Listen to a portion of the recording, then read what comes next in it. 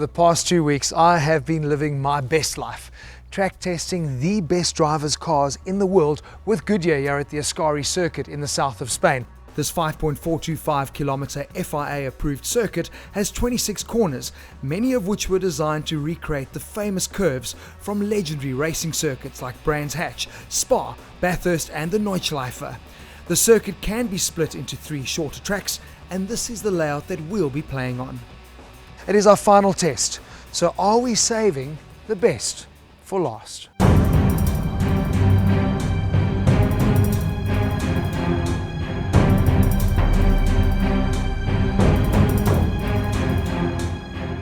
Ferrari speaks of the form becoming performance, and they are masters at allowing airflow to shape yet another pin-up.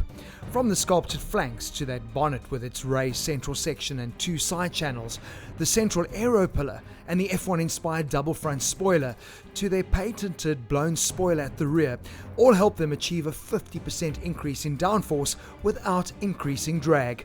But the biggest talking point, their first mid-engine turbo since the F40, and it is impressive, winning Engine of the Year in 2016. The cockpit is certainly driver-focused. Buttons not on the wheel are on the wraparound pods, and there's a characteristic control bridge on the tunnel. As the name suggests, this Gran Turismo Berlinetta is no track special. You buy the pista for that, but what you do get is insane performance and sportiness without compromising on comfort.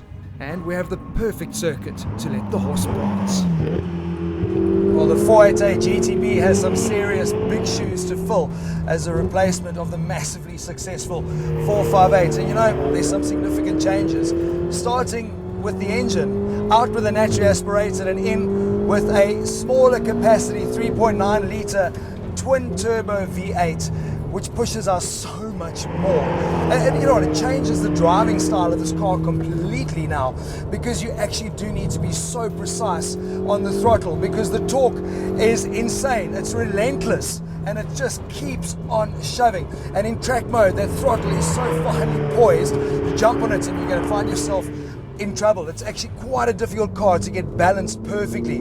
What has impressed me though is that somehow they've managed to increase the downforce on the 488 GTB by 50% over the 458. Incredible.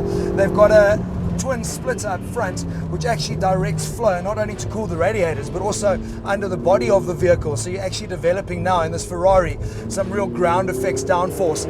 What's cool is you'd imagine that you would need some serious big wing on the back, but they've just reworked the vent, and it keeps the car pretty well planted and stable on the road.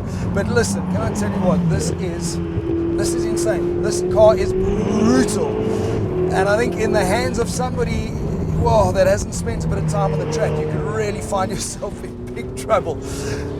I'm sweating, I'm concentrating, Ascari is demanding, and this 458 is a flippin' machine.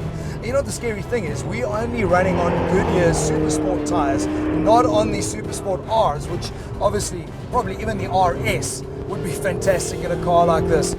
But wow, I am so impressed. You know, obviously, Truck have gone and tweaked their 7-speed dual clutch for Ferrari, and when you put it into F1 mode, it is brutal on the shift. But this thing is blitz. It really is so quick. But yeah, you got to concentrate. Turn in is so precise, but it's that torque. You now really are driving this car, short shifting and making the most of that audacious amount of torque that's available. It's insane. Whew. Big step up. There's something very special about how the Italians build a car. Their personality and the passion is clearly evident, and it's really addictive. But having said that, this is the car that you probably need to spend the most time to get to grips with. I find especially now that it's got that twin turbo power, that torque is delivered so low down, and it's quite tricky. It makes the car pretty twitchy.